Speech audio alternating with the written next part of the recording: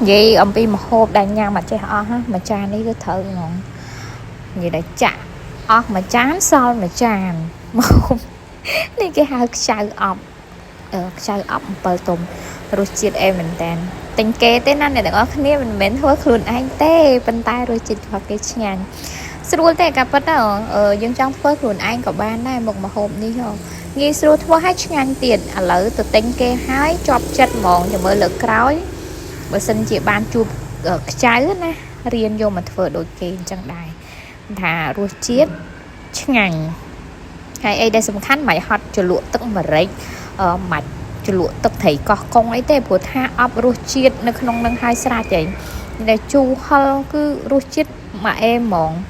ហើយអីដែលសំខាន់ដែលជប់គ្រប់យ៉ាងហ្មងតាំងពីសបកឡើងទៅមិនសល់ព្រោះរសជាតិវានៅទាំងក្នុងទៅនៅទាំងក្រៅអញ្ចឹងណា